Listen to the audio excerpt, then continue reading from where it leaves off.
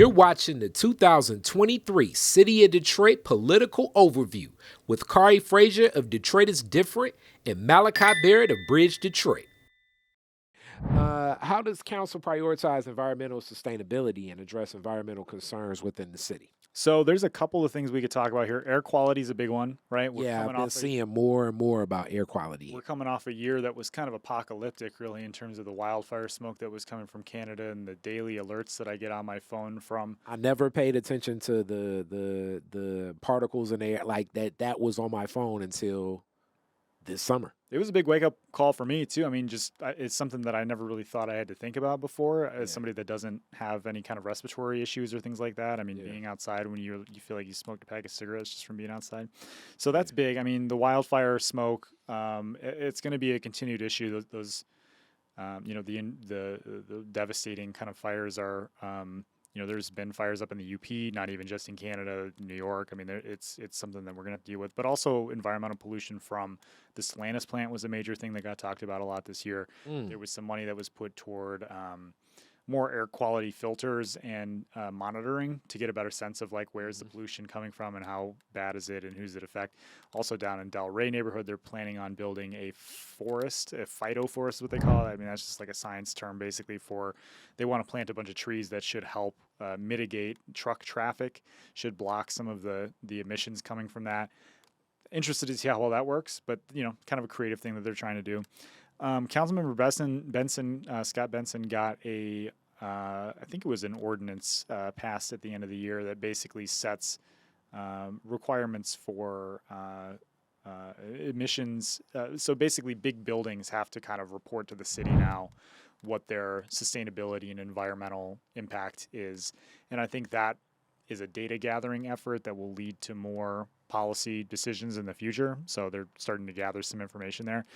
But in Detroit, I feel like when it comes to like environmental sustainability, flooding is another huge issue. We're in this weird season now where we're getting what should be snow, but it's rain because things are warm. And what does this end up looking like in the spring when the storms seem to be kind of heavier and our sewer system's not equipped? And as you've been talking about earlier, the drainage system and all that stuff is still, so basement backups continues to be a problem. Never in my life, I'm 41 tomorrow, never in my life have I seen a massive overhauling of the sewer system throughout the city of Detroit. I've seen a lot of roads redone in my lifetime, but never have I seen them dig that up. I remember when the project for the fiber optic cable was running, but never have I seen any mass sewer project. And I'm just speaking on my gut. So, and I think I move and travel kind of the pulse. I've seen bits and pieces, but never like a massive, like, all right, we about to redo here to here and here to there. I also think it's interesting, and as we speak about this, as I'm about to renew the two, but the program that started last year where the American Rescue Water Plan, it's like to me, another public-private partnership where now I'm, as a homeowner, am responsible for the piping between my home to the sewer. For years, that was something that the city would cover, but now, it's reasonable now, but it's always like with those private-public things, like it's $95 a year now. I wonder how much that's going to be in about 5 years. Yeah. You know what I'm saying? Yeah. I mean, we've talked about, stay tuned, basically. That's stuff that we're all trying to spend some more time figure out. Yeah, the sewer system in particular. Yeah. Yeah, because it's back to like we're paying these drainage fees. Are we getting you know what I'm saying? Is this just like a ghost tax? Like, hey, charge them for it because we never charged them for it before. But it's like, how efficient is the drainage?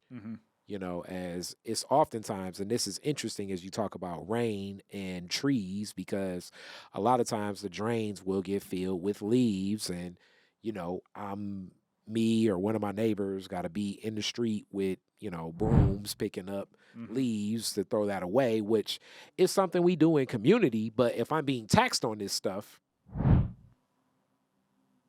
you should do it. If you ain't taxing me on it, I can do it. But if I'm being taxed on it, you should do it. But it's Khary Frazier thinking, Khary Frazier thinking. All right, so 2 more questions. Here we go.